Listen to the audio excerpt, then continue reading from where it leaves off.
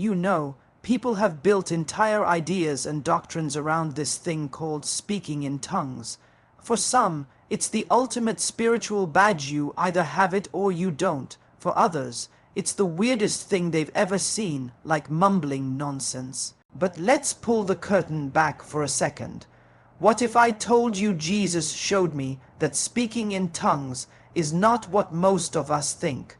What if it's deeper, bigger, and more alive than the shallow ways we've been told to see it? Because here's the truth, it's not about noise, it's about connection. It's not about putting on a show, it's about breaking limits in your spirit and letting God's language bypass what your mind can't understand. We've tried to fit something divine into a human box, but God is not a box kind of God. The disciples weren't in that upper room trying to impress each other. They weren't thinking, I hope I sound holy enough. They were desperate, hungry, and surrendered, and the Spirit showed up. Tongues were not a performance, they were evidence of power. They weren't random babble, they were rivers overflowing from within. And when those tongues hit the air, people from different nations heard them in their own language. That's wild, that's supernatural. It was God proving that His Spirit is bigger than human barriers. See, tongues are not just sounds, they're signs. They're not just private whispers. They're a reminder that heaven has its own vocabulary. When you don't have words for your pain, your fear, your longing, the Spirit speaks for you. When you can't process what's happening, your spirit gets to bypass your brain and speak straight to God. That's intimacy at a level most of us never even touch. And that's why it's not what you think. It's not weird. It's not forced. It's not meaningless. It's a spiritual code between you and heaven that no one else can hack. Here's the problem. We've reduced it. We've made it either a ritual or a scandal, but Jesus never said, I'll give you tongues so you can argue about it. He said, you'll receive power when the Holy Spirit comes upon you. Power to witness, power to stand, power to overcome. Tongues aren't the end, they're a door. They're not the prize. They're proof that the Spirit is alive and moving. And once you get that, it changes everything. Because you stop chasing the experience, and you start chasing the presence of God Himself. So maybe it's time to see it differently. Not as a performance, not as pressure, not as something you fake to fit in, but as a gift, a weapon, a connection, a reminder that heaven speaks in ways we can't always explain, but we can always trust, because speaking in tongues isn't about us being religious, it's about us being surrendered. And when you're surrendered, the Spirit flows in ways you never thought possible. Tongues are not noise, they're connection. Think about that for a moment, because so many times when people hear the phrase speaking in tongues, the first reaction is either confusion, skepticism, or judgment. Some see it as a bunch of strange sounds, as if someone is just babbling without meaning. Others dismiss it as emotional hype, something stirred up in a crowd to make people feel spiritual. But that's the surface-level view, the way human eyes see something they don't understand. If we pause and lean in, what if it's not noise at all? What if it's the Spirit of God bypassing the filters of our human language and giving us a direct line into heaven's frequency? You know how sometimes you don't have the words to express what's inside of you, whether it's deep sorrow, unexplainable joy, or a longing that's so personal no dictionary can capture it. That's the space where tongues come alive, where the Spirit takes over and speaks on your behalf in a way that words alone never could. We spend so much of life trying to communicate, but words are clumsy, limited, even broken at times. You can talk for hours and still not capture the fullness of what you feel, or you can struggle to pray because your heart is heavy and your mind is blank. In those moments, tongues are not noise, they're connection. It's like plugging straight into the power source without the need for translation. It's not about the brain manufacturing sentences, it's about the Spirit pouring out something pure and unfiltered. That connection is raw and intimate, and it shifts prayer from being something you try to do into something God flows through you.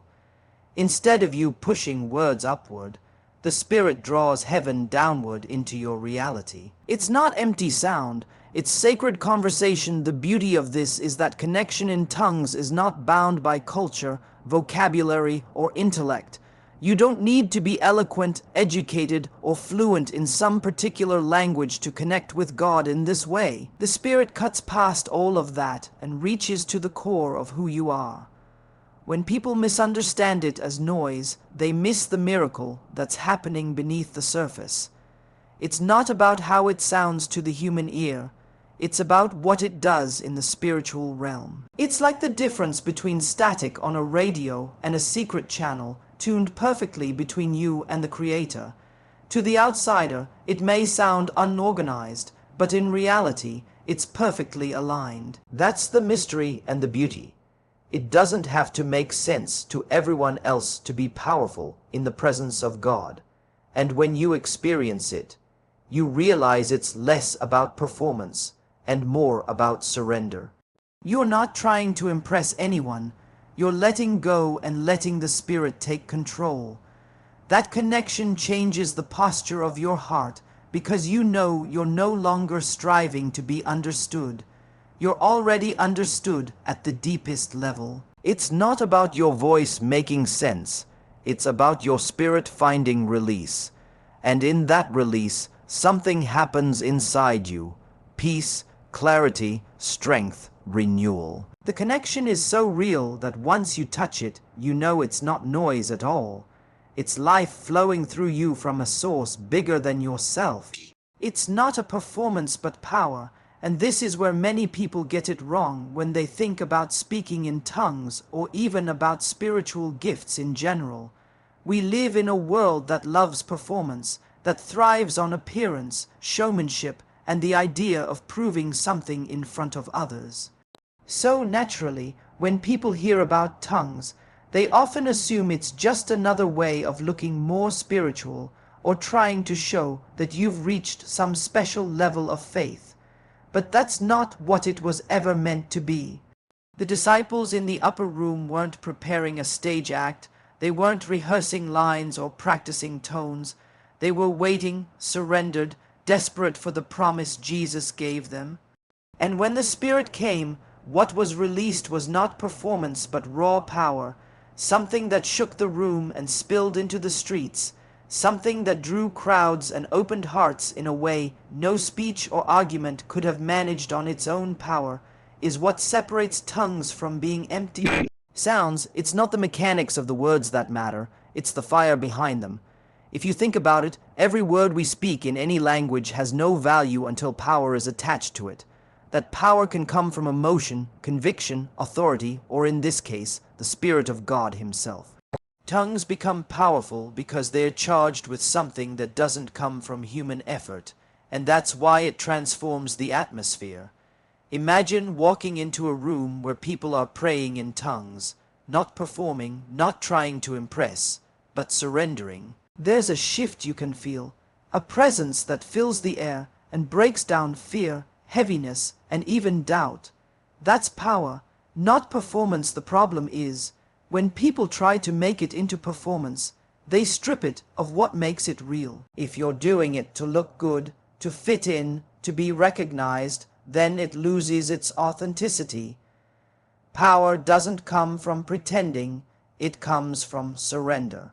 The early church didn't explode across nations because they were skilled performers. They turned the world upside down because they were filled with power. Tongues were part of that. Not as a showpiece, but as evidence that something greater was at work inside them. And this is why Jesus emphasized the coming of the Spirit as the source of power, not the source of ritual. Ritual might look impressive on the outside, but it doesn't change lives. Power changes lives. The power in tongues also shifts things inside you. It strengthens your faith, builds your inner life, and recharges your spirit when you feel weak. It becomes a weapon in spiritual battles, something that carries weight in prayer beyond what your natural words could carry. When you're weary, the Spirit energizes you. When you're under attack, the Spirit lifts you. When you don't know what to pray, the Spirit prays through you. None of that is about being seen. It's about being filled. None of that is about applause. It's about authority. And once you taste that kind of power, you realize how small performance really is in comparison. Because performance can entertain for a moment, but power can transform a lifetime. Tongues break barriers, and that truth becomes clearer when you go back to the moment in Acts when the Spirit first came upon the disciples. They weren't speaking to impress themselves or each other. They were declaring the wonders of God, and suddenly people from nations all over the world heard them in their own languages. That alone is a barrier, breaking miracle, because language has always been one of the strongest dividers between people. Language separates culture, identity, and even creates walls of misunderstanding. But in that one moment, the Spirit bypassed every division and connected everyone to the same message. It wasn't about the disciples trying harder. It was about God breaking through the walls humanity had built and showing that His Spirit is bigger than the limits we think define us. When you see tongues this way, it makes you realize it's more than just personal edification. It's a supernatural sign of unity. The Spirit was saying from the very beginning that this message isn't for one tribe, one nation, or one people group, but for the whole world. That's why it didn't stay locked in the upper room. The sound spilled out into the streets, and suddenly people who should have been divided by geography and culture were united in hearing the same truth in their own tongue. That's what makes it so powerful, because it shows that what separates us in the natural has no hold in the Spirit. Where there are walls, God creates bridges. Where there are limits, He makes expansion. And tongues become a visible, audible sign that the Spirit breaks barriers no human effort could ever break. But the barriers aren't just cultural or linguistic, they're also deeply personal. There are barriers inside our own hearts, barriers of fear, insecurity, pride, doubt, or even shame. These things can keep us from praying honestly, from reaching out to God, or from believing that He actually hears us. And in those moments, tongues break those barriers too. Because you're not depending on your own vocabulary or your own confidence, you're letting the Spirit carry what you can't put into words. That means even when your mind feels stuck, your spirit can still move. Even when your emotions feel heavy, your spirit can still reach upward. That's a barrier shattered. You're no longer limited by what you feel or what you think. You're carried by something greater. There are also barriers in the unseen realm, where forces of darkness try to limit, confuse, or silence people of faith. Tongues become a weapon in that arena too, because they carry authority that can't be decoded or countered by the enemy. It's like a language the devil can't understand and can't interfere with. When you pray in tongues, you're breaking through resistance, breaking through opposition, breaking through every invisible wall meant to hold you back. That's why it's not just an emotional outlet, it's a spiritual breakthrough tool. It's how God makes sure His people are never powerless, never voiceless, and never trapped by the limits around them. Every time you pray in tongues, you're proving that the Spirit of God cannot be boxed in by human categories, cultural divisions, or spiritual resistance, because His presence was designed to break barriers everywhere it flows. It's a spiritual code, and that means it's not meant to be fully understood by the human mind. When you think about codes, they are designed to protect information, to keep it hidden from anyone who doesn't have the key to unlock it. Speaking in tongues operates the same way, except the key isn't in human hands, it's in God's. It's the Spirit praying through you with words, sounds, and utterances that don't make sense to the natural ear, but carry precision in the supernatural realm. That's why Paul said no one understands it, but in the Spirit you're speaking mysteries. Those mysteries aren't random or meaningless. They're divine communication that bypasses the limits of your mind, and sends a direct message to heaven. It's a code that can't be hacked, intercepted, or corrupted by the enemy, because it belongs to God alone. When you're weighed down by problems and you can't even form sentences in prayer, the Spirit takes that burden and turns it into heavenly language. That language doesn't need human grammar or vocabulary, because it's not about sounding right, it's about being real in the presence of God. Think about times when words fail you. Maybe grief is too heavy, maybe joy is too overwhelming, maybe fear has stolen your ability to articulate what you feel. That's when this spiritual code comes alive. It gives your spirit a voice when your mind goes silent. It allows the deepest part of you to connect with the deepest part of God, spirit to spirit, without needing to make sense of it in the moment. And that's why it feels so liberating, because you realize prayer isn't about performance. It's about connection on a level that words can't reach. This code also keeps you safe from interference. The enemy thrives on confusion, accusation, and distortion. He twists words, plants lies, and uses human weaknesses to build fear. But when you speak in tongues, you're operating in a language he can't decipher. He doesn't know the plan being prayed. He can't decode the strategy God is releasing through your mouth, and he has no access to the mysteries being declared. That means every time you pray in tongues, you're praying in a shielded channel where heaven hears clearly, but hell is left in the dark. That's why it's such a powerful weapon, because it ensures the communication between you and God remains pure, untouched, and unstoppable. It also humbles you, because you realize you're not the one in control of the conversation. You're not shaping the sentences or crafting the message. The Spirit is. And that means you can't take credit for it. You can only surrender to it. That surrender is what allows God's will to flow freely through you. Instead of praying out of your limited knowledge, you're praying out of God's unlimited wisdom. Instead of guessing what to ask for, you're declaring what heaven already knows is needed. That's the beauty of the code. It's not just hidden, it's perfect. It's not just mysterious, it's effective. It's not just unknown to man, it's fully known to God. And when you let the Spirit use that code through you, you're aligning yourself with heaven's plans in ways you couldn't even imagine on your own. Tongues are not the goal, but the doorway, and that shift in perspective changes everything about how you approach it. Too many people stop at the gift itself, treating it like a badge of honor or the finish line of spiritual growth, but it was never meant to be the destination. It was always meant to open into something bigger, deeper, and more powerful. When the Spirit first came in Acts, the tongues were a sign, but what came after was the real story. Thousands of people were saved, miracles began to happen, boldness filled ordinary men and women, and the church exploded across nations. Tongues were the doorway that marked the entrance into a new reality where God's presence was no longer contained in a temple, but was alive inside his people. The mistake is when we cling to the doorway and never step into the room beyond it. A doorway isn't impressive for what it is, but for where it leads. The same is true here.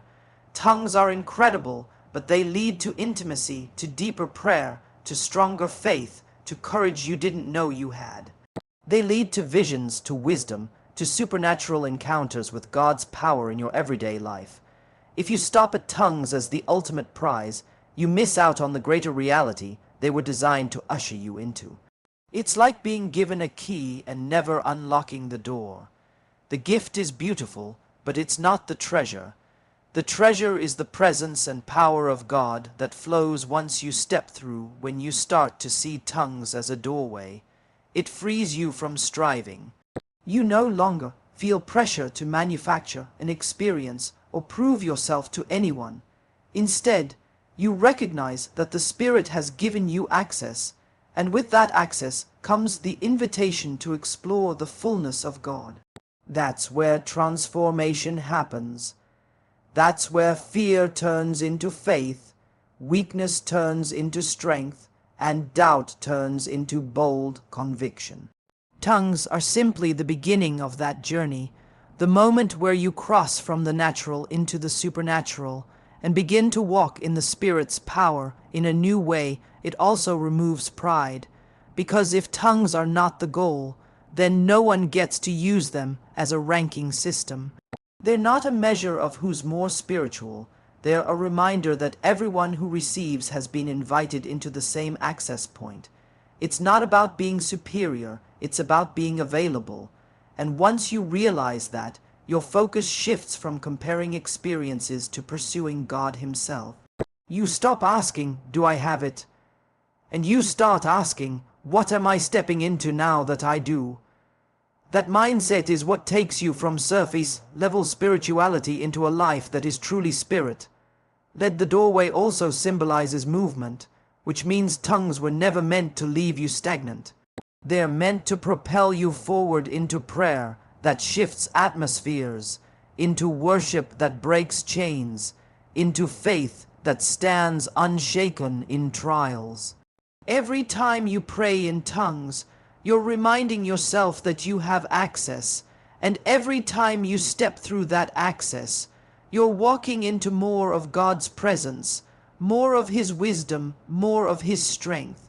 That's why it was never about making tongues the ultimate proof of faith, but about seeing them as the first taste of a greater reality, a doorway wide open into the vastness of God's Spirit.